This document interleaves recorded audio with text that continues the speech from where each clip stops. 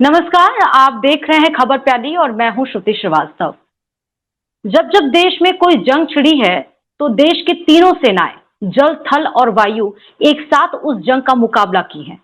लेकिन आज जब देश कोरोना जैसी महामारी से जूझ रहा है और हमारे देश की सेनाएं जैसे एलोपैथ, होम्योपैथ और आयुर्वेद को एक साथ मिलकर इस जंग से लड़ाई लड़नी चाहिए, इस जंग से हमें बाहर आना चाहिए, तो अब जंग इस बात की छिड़ी हुई है कि कौन बेस्ट है।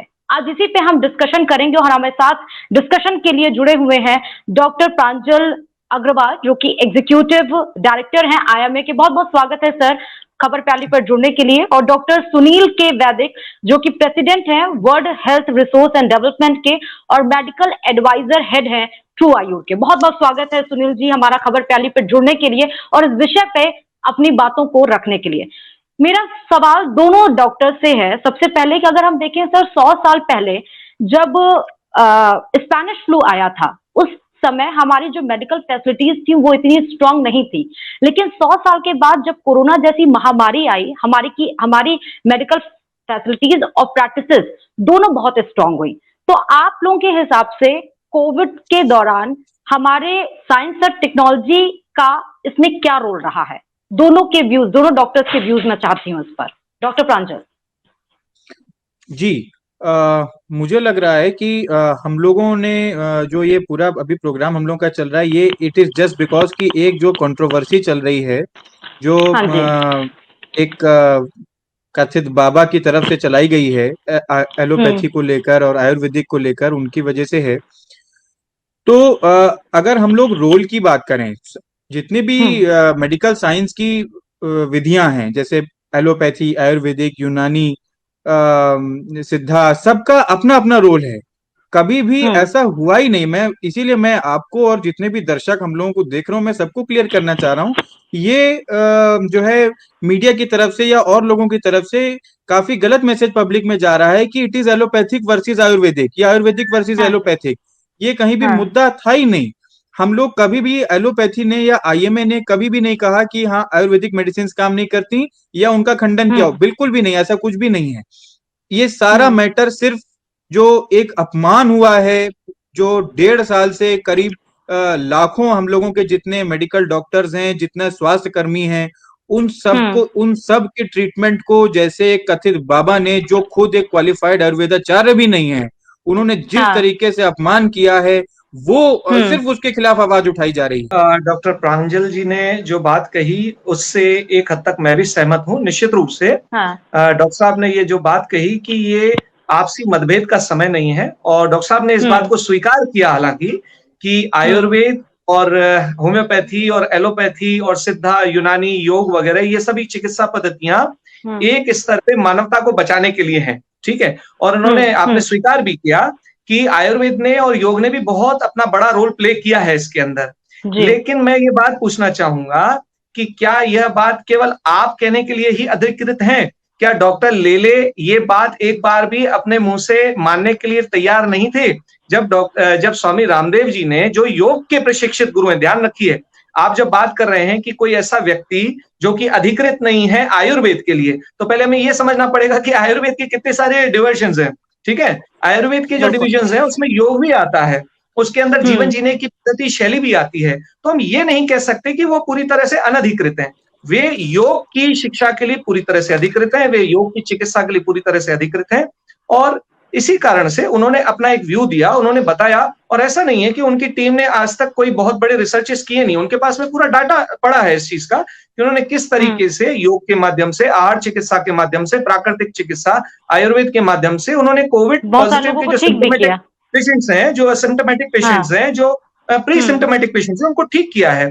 तो जब वहां पे जो डॉक्टर लेले साहब हैं, उनसे जब ये पूछा जा रहा था स्वामी रामदेव जी के माध्यम से कि क्या आप एक बार भी ये नहीं मान सकते कि आयुर्वेद ने या योग ने जो कोविड के पेशेंट्स हैं, जो पॉजिटिव पेशेंट्स हैं, उनको ठीक किया है, तो वे उनकी एक बार भी सुनने के लिए तैयार नहीं थे। क्या ये उनका घमंड नहीं दर्शाता है? हमें ये भी तो यहाँ पे देखना चाहिए ना।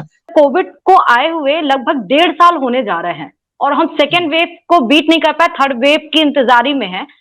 उस केस में रिसर्च एंड टेक्नोलॉजी के बेसिस पे हमने वैक्सीन बनवा ली, हमारे डॉक्टर्स लगातार वो पीपी किट में लगातार मरीजों की सेवा कर रहे हैं, hats off to the doctors.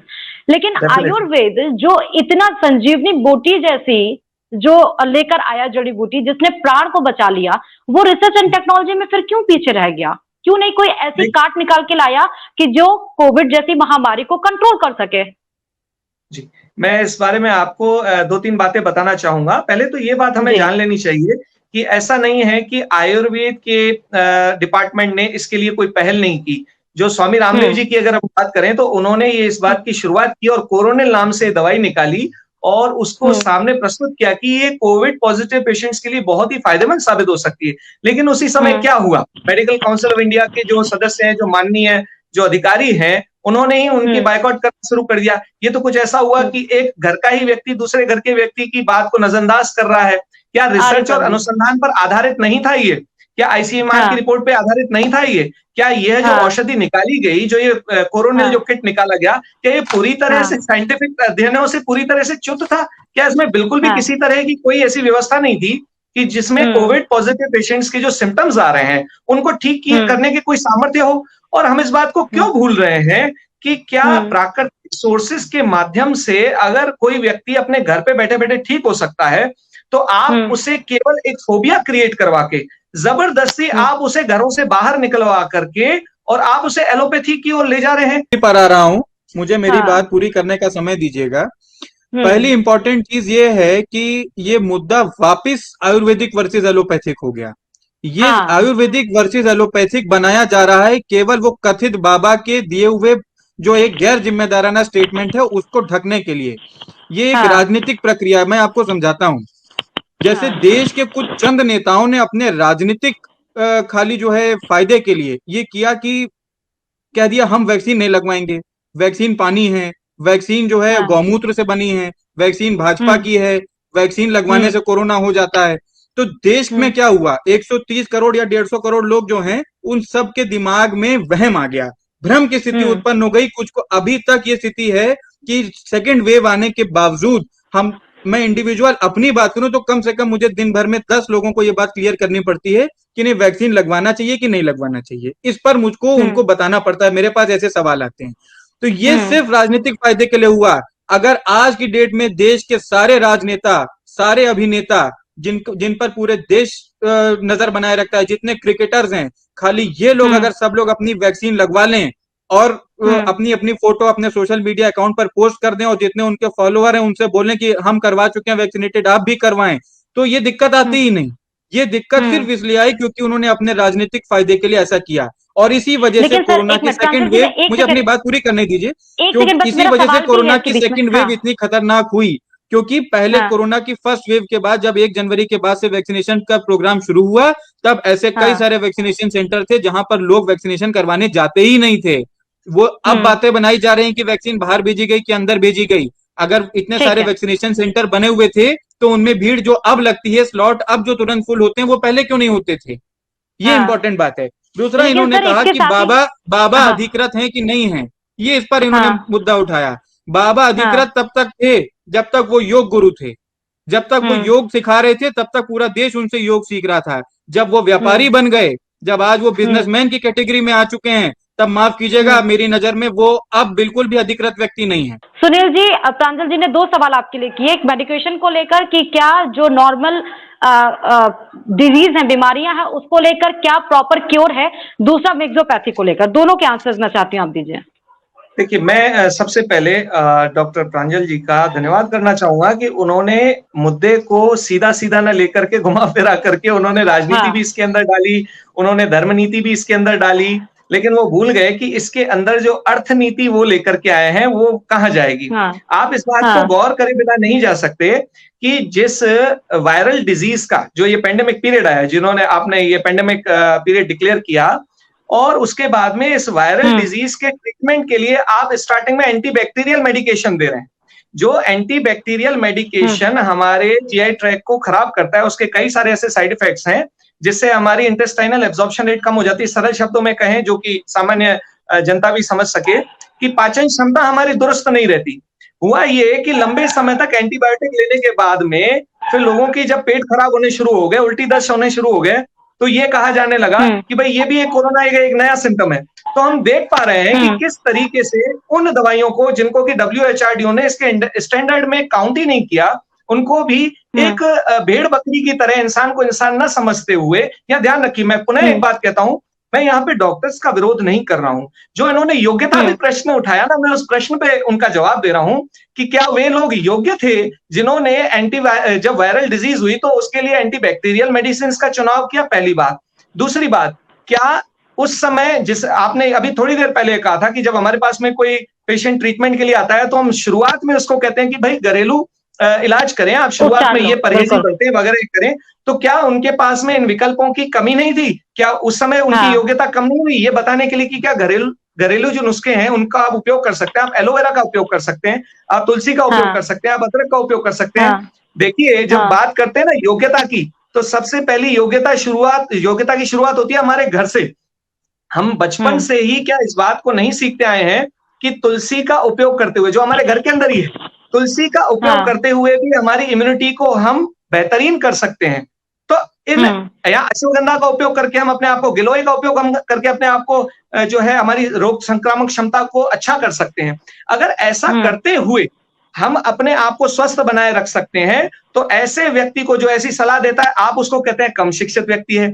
और जो व्यक्ति इस पेंडेमिक पीरियड में बाहर निकल के आपके पास में आता है और आप उसको कोरोना की ट्रीटमेंट की जगह एंटीबैक्टीरियल दवाइयां दे रहे हैं और उसके और ज्यादा प्रॉब्लम्स को बढ़ा रहे हैं या साइड इफेक्ट्स को बढ़ा रहे हैं, तो ऐसे व्यक्ति को आप ज्यादा शिक्षित कहते हैं। जो कि नीट का एग्जाम पास करके आता है, उसमें इतनी सामान्य समझ भी नहीं है कि उसे क्या देना चाहिए उस समय दवाई के रूप में। यहाँ पर मैं नीट का एग्जाम जो लोग पास होकर आए हैं और जो एलोपैथी के डॉक्टर हैं, उनकी क्षमता की तकलीफ आप मत लीजिए सर। आप लोग और कथित बाबा देश के लिए अपमान का काम ऑलरेडी कर चुके हैं। आप अगर इतना दम आप लोगों को लगता है, मैं बिल्कुल चाहूंगा कि जो आपके अभी ऑफिसर जिनकी एज में डेथ हुई है, आप लोगों ने इलाज क्यों नहीं किया? पेंडेमिक खत्म होने के बाद आज ये बात करना एहसान फरामोशी है, इस देश के शहीदों का अपमान है, शर्मनाक है, शर्मनाक है, ये कलंक है देश के ऊपर, देश के उन डॉक्टरों के ऊपर कलंक है। ये सब एक सोची समझी साजिश के तहत हो रहा है, क्योंकि पूरी तरीके से वो कथित बाबा का टर्नओवर कर रहा था। टर्नओवर के बीच में वो कोरोनिल नाम की दवा लेकर आए, जिसको वो सारे चैनलों पर दिन भर प्रचार करते हैं और वो चैनल उनकी खबर चलाने से डरते हैं। मैं बिल्कुल सराहना करूंगा आपके चैनल की, श्रुति जी, जो कम से कम क्योंकि वो पूरी तरीके से स्पॉन्सर्ड नहीं है इनकी कंपनी द्वारा, इस वजह से ये बात करने का वो क्षमता भी रख रही है। 90% से ज्यादा जितने चैनल हैं वो उनका एडवर्टाइजमेंट चला रहे हैं, इसलिए वो उनकी बातें नहीं कर रहे। मैं दूसरे चैनल के बारे में नहीं बात कर सकती हूँ। प्रांजल जी, बहुत सारे क्वेश्चन है टाइम का। एक सेकंड सुनील जी, एक सेकंड। जैसे आपने कहा एंटीबैक्टीरियल को लेकर, आपने जो कहा कि एंटीबैक्टीरियल डोजेस जो एलोपैथी में दी जा रही थी, इस वजह से लोगों को बहुत सारी प्रॉब्लम्स कॉज हुई। उसी से ये भी था प्रांजल जी कि ओवरडोज ऑफ जो एस्टेरॉइड्स दिया गया, जिसके बाद हम कोरोना जैसी महामारी से तो जूझ रहे हैं, लेकिन अब फंगस जैसी महामारी भी आ गई। रीजन ये बताया जा रहे हैं कि एस्टेरॉइड के यूज के लिए आपको पता है कि स्टेरॉइड नुकसान कर रही है मरीजों में। हमको तो ये मालूम है कि स्टेरॉइड ने गेम चेंजर का काम किया है कोरोना में। सेकंड वेव मैनेज नहीं होती अगर आपका स्टेरॉइड नहीं होता।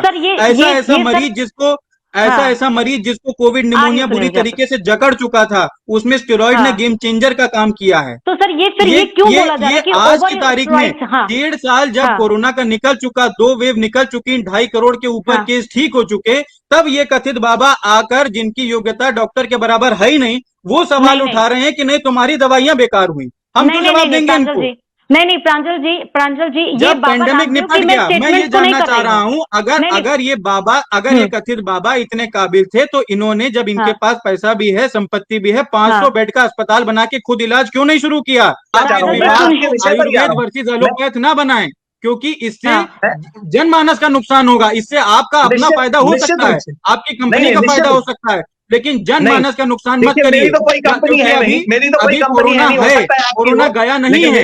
अगर कोरोना की 3rd वेव आ गई तो लोग आपसे उम्मीद रखेंगे, और फिर अगर आप फेल हो गए तब आप सोचेगा कि आपका क्या हालत होगा। मैं आपसे पूछता हूँ कि क्या लोग आपसे उम्मीद रखेंगे 3rd वेव में आप उनको पूरी तरह ठीक करेंगे? लोग हमसे उम्मीद रखेंगे। इंडियन मेडिकल एसोसिएशन और उससे जुड़े हुए सारे डॉक्टर्स पूरे देश में जी जान से पूरे अभी तक कोरोना से लड़ते रहे हैं, क्या हम क्षणिक आयुर्वेद बाकी वाले, योग वाले, आगे भी अगर होम्योपैथी कोई वाले, वेव आएगी वैदिक उस पर चिकित्सा लड़ते पद्धति रहेंगे। वाले आगे नहीं ये आ रहे? सरकार क्या हमें सरकार आगे और आने आप से लोगों रोका को नहीं जा अपने रहा? स्टेटमेंट क्या पर आप कंट्रोल लोग हमें देना आगे होगा। आने दे रहे हैं? अगर आप तो यहाँ आप पर लोग अभी अब बहुत प्रांजल जी आरोपी सवाल ऐसे मेरा हैं। सिर्फ आपसे है, इसलिए हुए एक क्योंकि मिनट हमारे सुनील जी, देश एक में सेकेंड। बोलना बहुत आसान काम था। इस बार चूंकि आईएमए ने आपको जवाब दे दिया, इसलिए आपको तकलीफ हो रही है। अभी तक लोग ठीक जवाब है नहीं देता था आईएमए से, इसलिए आप प्रांजल लोगों के जी, बोलने की हिम्मत हो गई, और ठीक है कुछ नहीं है। प्रांजल जी, अभी ये आप बीच बाबा में का एक बोल रहे विवादित थे बयान है कि जिस पर उनको मेडिकेशन वापस लेना पड़ेगा, और नहीं तो आईएमए स्ट्रिक्ट एक्शन लेगा। उन पर 1000 नहीं, करोड़ का मानहानि का मुकदमा ऑलरेडी दर्ज है। ठीक उसको है। पूरे भरसक प्रयास फिलहाल किए जाएंगे प्रांजल कि जी, आखिर तक बाबा रामदेव पहुंचाएंगे। जी हमारे पैनल में नहीं बैठे हैं प्रांजल जी, यहाँ पे जी डॉक्टर सुनील के वैदिक बैठे हुए हैं।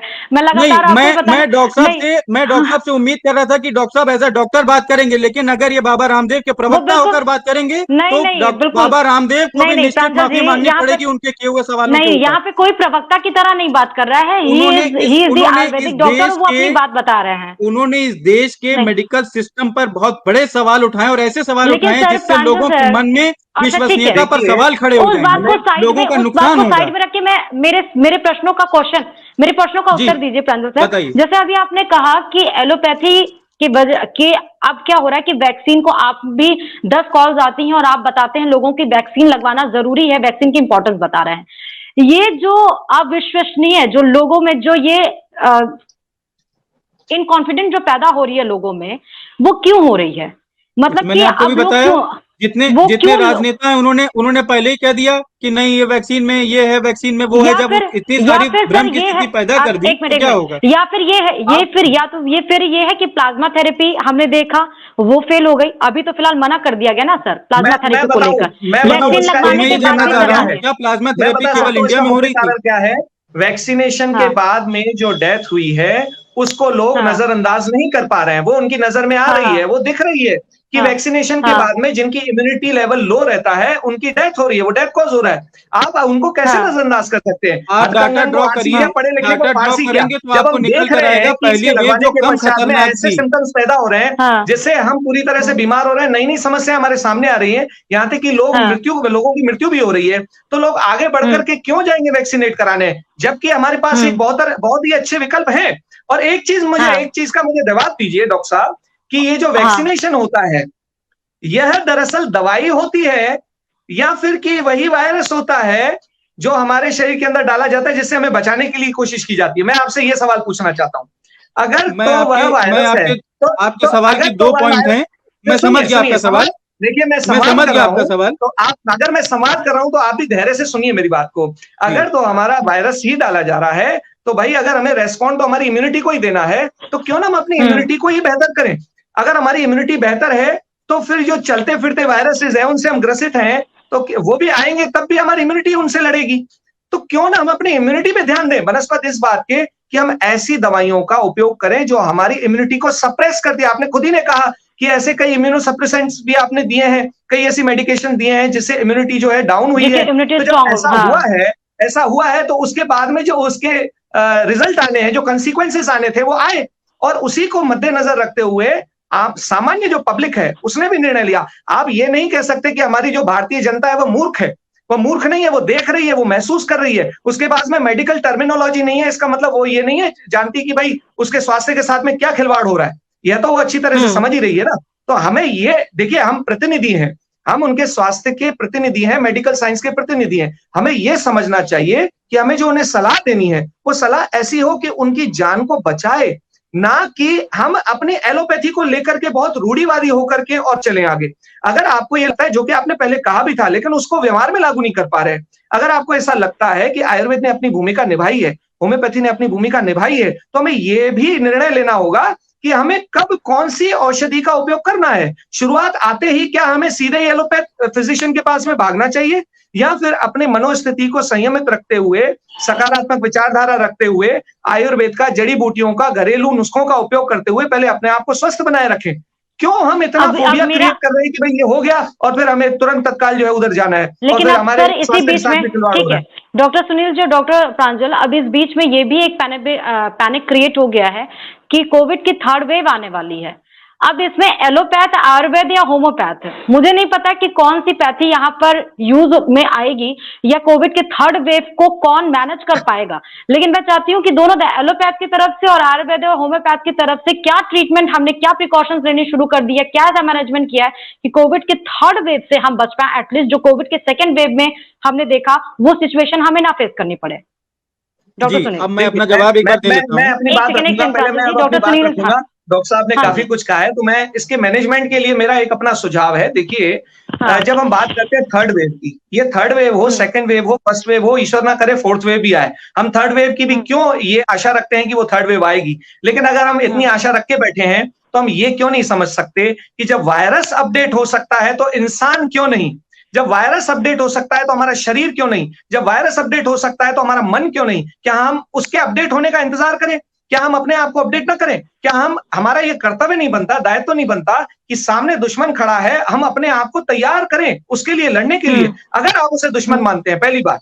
दूसरी बात, अगर अंततोगत्वा हमारी इम्यूनिटी को ही लड़ना है तो उसे बनाने में समस्या क्या? मेरा यहां पर सुझाव ये है, मैनेजमेंट अगर हमें कोविड की जो थर्ड वेव आने वाली है उसका करना है तो हमें ये शुरुआत करनी होगी यहां से कि पहले हमारी आहार को हमें ठीक करना पड़ेगा। उस समय जो हमारे आहार जो हमने अब तक लिया है जिससे कि हमारी इम्यूनिटी बनी है। अच्छा, एक चीज और मैं बता दूं, आयुर्वेद ने ही यह सिद्धांत दिया, इसे हम ना भूलें कि आयुर्वेद स्वास्थ्य के संदर्भ में 3 स्तंभ खड़े करता है। वो ये कहता है कि अगर किसी व्यक्ति का स्वास्थ्य ठीक है तो वह उन 3 बातों पर निर्भर करता है कि उसने आहार क्या लिया, उसने निद्रा ठीक ली या नहीं ली, और उसका व्यवहार कैसा है, वह ब्रह्मचर्य अर्थात उसका व्यवहार कैसा है, उसकी विचारधारा कैसी है, क्या वह पवित्र विचारधारा है, क्या वह सकारात्मक चिंतन करता है, क्या वह आध्यात्मिक प्रवृत्ति का है, क्या वह आशावादी दृष्टिकोण का है या नहीं है। और इस बात को तो डॉक्टर साहब भी मानेंगे कि अगर कोई बीमारी हमें लगती है और उसके बारे में लगातार हम नकारात्मक सोचते रहे तो निश्चित रूप से उस बीमारी का बड़ा अटैक हमारे मन पे होगा और उसका प्रभाव हमारे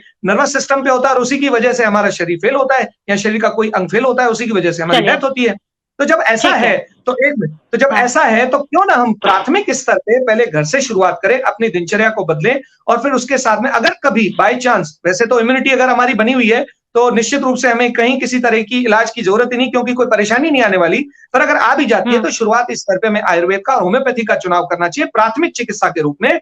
और यदि कोई ऐसा कारण होता है कि कोई व्यक्ति, कोई कमजोर, कोई मजबूर व्यक्ति, बूढ़ा व्यक्ति जिसे कई सारी तकलीफें हैं पहले से ही, वो अगर उसके लिए तैयार नहीं हो पाता है तो आपातकालीन स्थिति में निश्चित रूप से हमें एलोपैथी को सराहना करते हुए उसका उपयोग करना चाहिए। लेकिन वहां पर हमारे चिकित्सकों का, एलोपैथी चिकित्सकों का यह भी दायित्व बनता है कि वे केवल उसे सब्जेक्ट समझ करके वायरल प्रॉब्लम में एंटीबैक्टीरियल दवाइयां दे करके उसकी जिंदगी के साथ में खिलवाड़ न करें कृपया करके। तो ये भी हमें तरीका ढूंढना पड़ेगा। ठीक है, लेकिन सुनील जी ये भी है कि बहुत सारे लोगों की जिसकी इम्यूनिटी बूस्ट है उसके बावजूद भी उनको कोविड हुआ और इन्फेक्शन पता नहीं चले और ऑलमोस्ट 70 to 80% लंग्स उनके डिस्ट्रॉय हो गए और उसके बाद एलोपैथिक ट्रीटमेंट से ही वो सही हो पाए।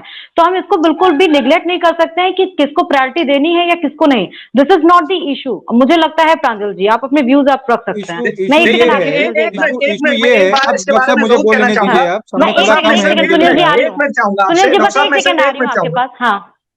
देखिए मैं आपको एक बात कहूंगा, अभी आपने मैडम ये कहा कि जिसकी इम्यूनिटी बहुत अच्छी थी उनको भी ये हुआ और उनको 70-80% लंग्स डैमेज हुए। ये कहीं पर भी एक भी आंकड़ा नहीं आता जिसकी इम्यूनिटी बहुत अच्छी थी उसको 70-80% लंग्स डैमेज हुए और उसके बाद में एलोपैथी से वो ठीक हुआ। बल्कि जिसकी इम्यूनिटी अच्छी है, WHO भी यही कह रहा है कि अपनी इम्यूनिटी को आप बढ़ाइए। हमारे माननीय डॉक्टर साहब भी यही मानते हैं कि जिसकी रोग प्रतिरोधक क्षमता अच्छी है उसको ये समस्या या तो नहीं होती है, अगर होती है तो उसकी रिकवरी जल्दी हो जाती है। मैंने ये नहीं पूछा सुनील जी, मैंने ये कहा कि जिसकी इम्यूनिटी अच्छी है, जिसको नहीं कोई सिम्टम्स पता चल रहा है लेकिन उसके बाद भी उनको इन्फेक्शन है और लंग्स में इन्फेक्शन उनको है, जब वो डिस्ट्रॉय हो जा रहा है उसके बाद उन्हें पता चल रहा है, ये भी चीज है ना। तो how people can know that? हाँ नहीं, देखिए उसके लिए मैं अपनी लाइन बोल देता हूँ। डॉक्टर साहब समय कम है, थोड़ा ध्यान रखें। अभी आपने कहा कि हिंदुस्तान की जनता जो है वो मूर्ख नहीं है, वो देख रही है।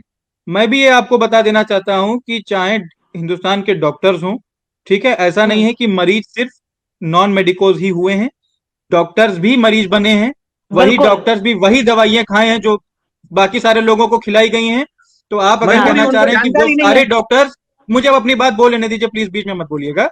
वो सारे डॉक्टर्स जो लगातार काम कर रहे थे कोरोना में, जो अपनी जान रिस्क पे डालकर आईसीयूज के अंदर काम कर रहे थे, वो सब मूर्ख थे, या जो शहीद हो गए वो मूर्ख थे, या पूरा सिस्टम जो रिसर्च कर रहा है वो मूर्ख है, या आईसीएमआर मूर्ख है, या जो पूरे दुनिया में जितनी रिसर्च हो रही है वो सब मूर्ख है।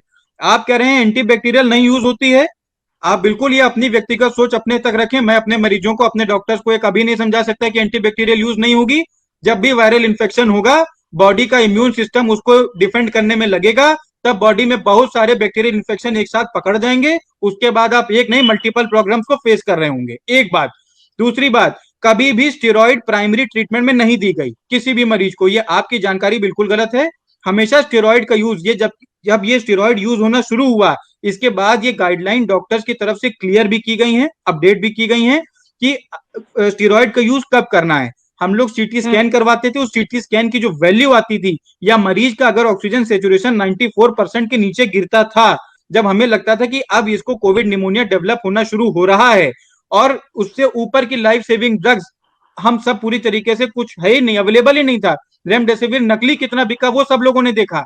वो सबके बाद स्टेरॉइड इस्तेमाल होना शुरू होता था। जब मरीज की हालत और ज्यादा क्रिटिकल होती थी, तब हम और ज्यादा क्रिटिकल दवाइयां ही इस्तेमाल करेंगे जो हमें यूज करना है, वो हमें मालूम है। हम उसमें बैठ के मरीज से प्राणायाम नहीं करवा सकते हैं, ये प्रैक्टिकल प्रॉब्लम है। ठीक है, आप और कथित बाबा, ये पूरा का पूरा जो एक उन्होंने बयान दिया है, उसको वो उस पूरे बयान पर पूरी तरीके से पर्दा ढकने के लिए जनता को जितना भी गुमराह करना चाहे करें, लेकिन इससे कोई फायदा नहीं है। सबको मालूम है कि जब पूरी तरीके से लोग मर रहे थे, तब कहीं बाबा सामने नहीं आए, तब वो अपना कोरोनिल लेकर सुबह बस एक चैनल पर अपना योग कर रहे थे और अपने प्रोडक्ट का प्रचार कर रहे थे। अगर वो इतने अच्छे आयुर्वेदाचार्य हैं, आज तक उन्होंने किसी दूसरे प्रोडक्ट का, दूसरी कंपनी के प्रोडक्ट का प्रचार क्यों नहीं किया? वो हमेशा अपनी कंपनी का प्रचार क्यों करते हैं? तो इस तरीके से इस पर कभी मीडिया सवाल नहीं उठाता उनसे, ये गलत है। प्रांजल जी, इस बात से आप सहमत है ना कि कोविड के ट्रीटमेंट के लिए या पेशेंट्स को या लोगों को उनके इलाज के लिए आयुर्वेद प्लस एलोपैथ दोनों जरूरी है? दोनों जरूरी है। आज तक कभी भी एलोपैथी ने या इंडियन मेडिकल एसोसिएशन ने ये नहीं कहा कि कोई भी पैथी गलत है। हम आयुर्वेद को तो कह ही नहीं सकते, क्योंकि आयुर्वेद, हम लोग डॉक्टर होने से पहले हम हिंदुस्तानी हैं, हमारे हिंदुस्तान की धरोहर है, हमारे पूर्वजों की तरफ से हमको आयुर्वेद मिला। हर पैथी का अपना इस्तेमाल है, लेकिन अगर हम क्रिटिकल केयर में मरीज होगा तो उसको एलोपैथी से ही मैनेज कर पाएंगे। हम आयुर्वेदिक का उस समय रिस्पांस चूंकि डिलेड होगा, उसमें हम उस समय इंतजार नहीं कर सकते कि यहाँ से कहीं से आयुर्वेदिक ट्रीटमेंट आएगा, हम उनको खिलाएंगे तो आराम मिलेगा। अगर हमने कभी भी नहीं कहा ये सिर्फ आयुर्वेदिक वर्सेस एलोपैथिक, वो कथित बाबा के एक बयान को चादर ढकने के लिए हो रहा है। उन्होंने कहा कि एलोपैथिक ट्रीटमेंट गलत है, उन्होंने कहा रेमडेसिविर फेल हुआ। रेमडेसिविर इंजेक्शन की मैं आपको बात बताऊं, वो देने के बाद जब मैंने अपने मरीजों में चमत्कारी इंप्रूवमेंट अगले दिन सुबह देखा है, तो मैं कैसे ये बात सुन सकता हूँ कि रेमडेसिविर फेल हुआ? जब स्टेरॉइड देने के बाद हम लोगों ने खुद देखा है कि मरीज में गेम चेंजिंग का काम हो रहा है, तब क्यों नहीं हो रहा? अब ये बात हो रही थी कि आप इम्यूनिटी अच्छी की क्यों ना बात करें। जब किसी को कोविड इन्फेक्शन हो गया, तब आप उसकी इम्यूनिटी पे काम कैसे कर सकते हो? तब तो आप पहले कोशिश करो कि इन्फेक्शन ठीक हो इसका। और उसके पहले सभी डॉक्टर्स ने, हम लोगों ने भी, इवन इंडियन मेडिकल एसोसिएशन के एज अ प्रवक्ता मैंने भी ये बात अपने मरीजों से कही है कि आयुष मंत्रालय द्वारा जो काढ़ा बताया जा रहा है, उस काढ़े को पिए, दिन में 3 बार कम से कम स्टीम का इस्तेमाल करें। हम लोगों के पर्चों पर हम लोग प्रिस्क्राइब करते हैं ये चीज कि steam inhalation should be must. तो क्या स्टीम इनहेलेशन नेचुरोपैथी का पार्ट नहीं है? हम बिल्कुल हम कभी भी नहीं कह रहे कि किसी पैथी में कुछ भी गड़बड़ है, लेकिन अगर कोई कहेगा कि एलोपैथी की प्रेडनिसोलोन फेल हुई है, रेमडेसिविर फेल हुई है या आइवरमेक्टिन फेल हुआ है, तो वो गलत है। कई सारी रिसर्च करने के बाद ये दवाइयां मरीजों को दी गई, ये बिल्कुल भी नहीं माना जाता है दवाइयां। एक क्वेश्चन सुनील जी की तरफ से। डॉक्टर साहब, मैं 2-3 बातों की तरफ आपका ध्यान खींचना चाहूंगा। पहली तो बात जो आप ये शुरू से लेकर के अभी तक कहते आ रहे हैं कि स्वामी रामदेव जी के प्रतिनिधि, मैं स्वामी रामदेव जी का प्रतिनिधि बनकर के यहाँ पर नहीं आया हूं, और मैंने एक बार भी शुरुआत में रामदेव जी का नाम नहीं लिया। मध्य में सिर्फ एक ही बार लिया, वो भी इसी आधार पे कि उन्होंने अनुसंधानों के माध्यम से ये प्रूव किया है कि उन्होंने कितने मरीजों का उपचार किया है, पहली बात। दूसरी बात, आप शुरू से लेकर के रामदेव जी का नाम लेते आ रहे हैं, ठीक है। दूसरी बात, मैं आपको ये बताना चाहूंगा कि मेरे पास में एक जागरण, एक न्यूज पेपर है जागरण मेरठ का, वहां पे एक डॉक्टर साहब हैं, ऑर्थोपेडिक सर्जन है, डॉक्टर संजय जैन। ये मैं न्यूज़पेपर में जो है उसकी कटिंग आपको चाहे तो भेज सकता हूं।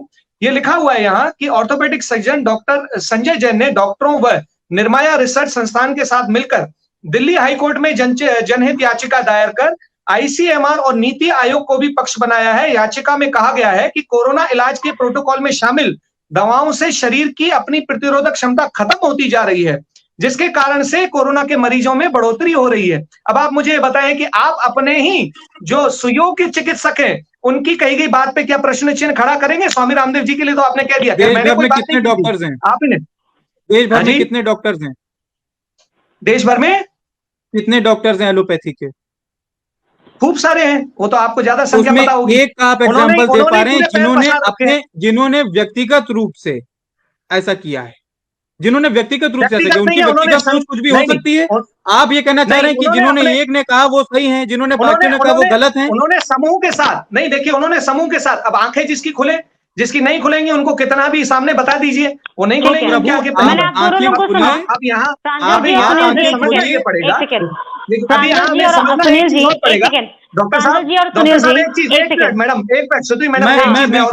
मैं निवेदन करूंगा अगर इस तरीके के विचार हैं सब लोगों के, ईश्वर न करे लेकिन अगर थर्ड वेव आती है तो बाबा रामदेव तक भी मैं ये संदेश पहुंचाऊंगा कि वो कोई बहुत बड़ा आयुर्वेद का अस्पताल खोलें जिसमें सब लोगों का जब क्रिटिकल केयर हो जाए तब वो ट्रीटमेंट करें। अब कोई बात करें कि हाँ इसमें कौन सी दवाइयां काम करें कौन सी नहीं। मेरा लास्ट सवाल है, कोविड की थर्ड वेव को मैनेज करने के लिए क्या मैनेजमेंट हमारी तरफ से किया जा रहा है? थर्ड वेव को मैनेज करने के लिए सबसे इम्पोर्टेंट चीज है कि सबको कोविड एप्रोप्रिएट बिहेवियर सीखना होगा। वायरस कभी भी खत्म नहीं होता है, वायरस कभी भी खत्म नहीं होता है, वो सिर्फ अपने जो रूप और प्रकार है उसको बदलता है, वायरस में म्यूटेशन होती है। वैक्सीनेशन ही उसका विकल्प है जो अभी तक सामने पूरी दुनिया में आया है। आज अमेरिका में और जितने भी बड़े बड़े कंट्रीज में वैक्सीनेशन की ड्राइव पूरी तरीके से सक्सेसफुल हुई है, तभी वो इस लेवल पर पहुंचे हैं कि वो मास्क हटा रहे हैं। डॉक्टर साहब, अगर आपकी व्यक्तिगत राय है कि आप वैक्सीनेशन के अगेंस्ट हैं, मेरी आपसे हाथ जोड़ के प्रार्थना है आप मत लगवाएं, लेकिन आप जनता को गुमराह ना करें, क्योंकि पूरा देश प्रधानमंत्री से लेकर नीचे तक सब लोग वैक्सीनेशन करवाना बहुत जरूरी है। इसके अलावा कोई और विकल्प नहीं है। मैंने एक बार भी जनता को ये नहीं कहा, सुनिए, मैंने एक बार भी जनता को गुमराह करने का कोई कार्य नहीं किया। मैंने एक बार भी नहीं कहा कि वो लोग वैक्सीनेशन ना करवाएं।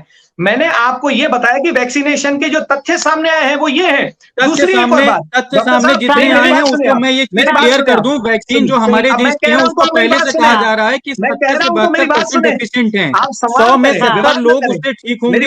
बाकी मैं संक्षेप में बात खत्म करूंगा। अगर आप फर्स्ट वेव से सेकंड वेव को कंपेयर करें, सेकंड वेव ज्यादा घातक थी, पर अगर आप डॉक्टर्स की बात करें या फ्रंट लाइन वर्कर्स की बात करें तो वो सेकंड वेव में कम इफेक्ट हुए हैं बतौर फर्स्ट वेव के। ये साक्षात प्रमाण है कि हमारे यहाँ वैक्सीनेशन जो हुआ, और अगर हम 60 साल के ऊपर के लोगों की बात करें इम्यूनिटी डेवलप हुई, हम भी अपडेट हुए, केवल इम्यूनिटी फ्रंट लाइन वर्कर में डेवलप हुई। अब आपको इसका मतलब ये है कि जो हम कोवैक्सीन या कोविशील्ड जो लगवा रहे हैं, इसका मतलब ये है सर प्रांजल सर कि 70 to 80% ये यूजफुल है। तो जो वैक्सीन लगवाने के बाद भी जो कई सारे ऐसे केसेस सामने आए जिन लोगों की डेथ हुई है, तो हम ये मान लें कि जो 20% यूजफुल नहीं है वो उस कैटेगरी में लाई कर रहे हैं। बिल्कुल, वो उसमें आ सकते हैं, लेकिन मैं आपको ये बताना चाहूंगा ऐसा बिल्कुल भी नहीं हुआ है कि वैक्सीन लगवाने के बाद किसी की डेथ हुई हो। होता क्या है, आप ये कहें कि हमेशा वैक्सीन में कहा जा रहा है आपने सेकंड अग्रवाल जिन्होंने दोनों डोज मेडिसिन की ली थी, मैं वही उसके बाद वो बचे हुए 30% लोगों जो हैं उनकी बात हो रही है। आमतौर पर ये होता है कि सेकंड वैक्सीन लगने के 15 दिन बाद बॉडी में इम्यूनिटी आ जाती है, लेकिन still corona is a matter of research. उसकी रिसर्च बंद नहीं हुई है, उस पर कोई पूरी तरीके से विक्ट्री नहीं मिल गई है।